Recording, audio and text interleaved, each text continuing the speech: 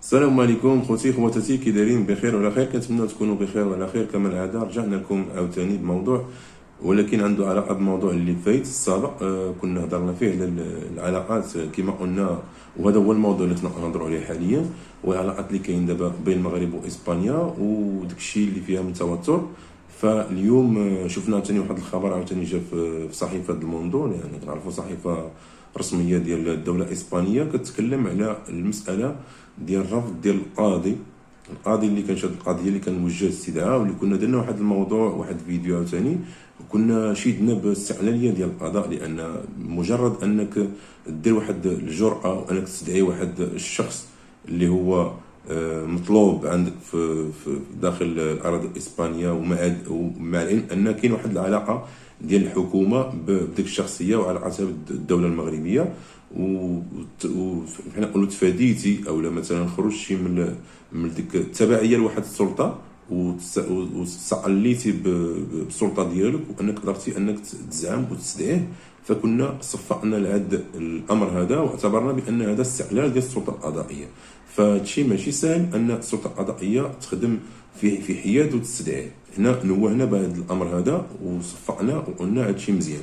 فاليوم تفاجئنا، نرجعوا للموضوع، تفاجئنا بان القاضي كيمنع اولا كيرفض الطلب ديال ديك جوج طلبات اللي كانت حطاتو على ما اظن الجمعيه الصحراويه للدفاع عن حقوق الانسان. فالجمعيه هذه هي واحد الشخص سميتو المهدي بريكا، كانوا حطوا واحد الطلب كيطلبوا من القاضي انهم يعطيوه واحد المده محدده ولو بسيطه ديال السجن، يعني يحكم عليه القاضي بالسجن باش يضمن العوده ديالو، مثلا من بعد مي يتعالج ويسالم ديك المرض ديالو، يخرج من المستشفى مباشره يمتثل عند القاضي ويتصنت له. فالطلب كانوا حطوه كما قلنا هذه الجمعيه هذه وهذا السيد هذا.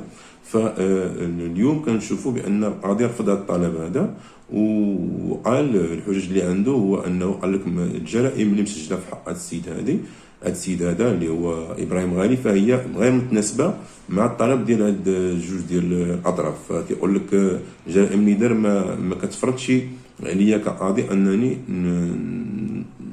نحكم عليه بواحد مده السجن ويجلس تحت كما كنقولوا مراقبه باش يرجع عند القاضي.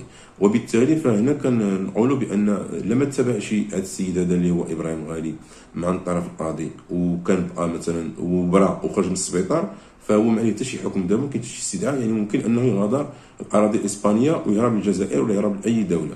فهنا رجعوا الموضوع اللي قلنا في الفيديو اللي فات، فحنا كنا كنطلبوا يا ربي الامور تمشي على خير وبخير، والاطراف جوج بهم يستدركوا الامر ويحاولوا يجلسوا ويوصلوا واحد الحل ولو بوسيط.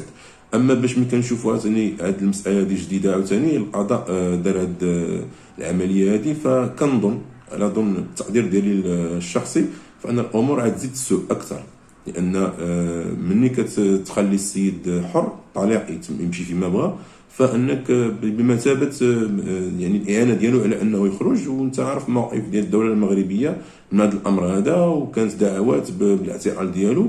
فكنظن هنايا شكون اللي على حق، مثلا واش القضاء صائب يعني دار خدمته في اطار ما هو قانوني، انا ما ضابطش مزيان المساله ديال الجرائم اللي موجهه له، وكذلك شنو كيقول فيها النص القانوني فيما يخص السراح مؤقت او مثلا واحد العقوبه سجنيه. انا ما عارفش هذه المساله، ما اكدتش منها، ولكن كنهضر عليها كمنظور ديال التوتر اللي كاين دابا في العلاقات. فهذا الشيء هذا يزيد في العلاقات انها تزيد تسوء، وك الساعه يصعب على الامر حتى على الجزائر، عفوا على اسبانيا والمغرب كذلك، انهم يسترجعوا ديك الحسن الجوار اللي تكلمنا عليه، وكذلك ديك العلاقه الطيبه اللي كاين بيناتهم. فكنتمناو يعني في القادم الايام نسمعوا شي خبر اللي هو يكون كيفرح، لان هذه المساله هذه الا مشات هكا ومشات الامر بحال هكا وخرج ديك السيد ومثلا كان حر وقدر انه مثلا يغادر الدوله الاسبانيه، فكنظن الاخوان انه يكون واحد الاثر ديال هذه المساله ديال يكون اثر في العلاقات المستقبليه بين اسبانيا والمغرب. وهذا الشيء كما قلنا في الفيديو السابق ما كنبغيوهاش، ما كنتمناوش شي، كنتمناو في المستقبل الايام نسمعوا اخبار اللي هي صراحه كتفرح، خاصه الناس الجاليه المقيمه باسبانيا. فهذا الشيء اللي بغيت نشارك معكم بسرعه. كان معكم اخوكم رشيد بقالي كما ديما، تحياتي لكم، السلام عليكم ورحمه الله.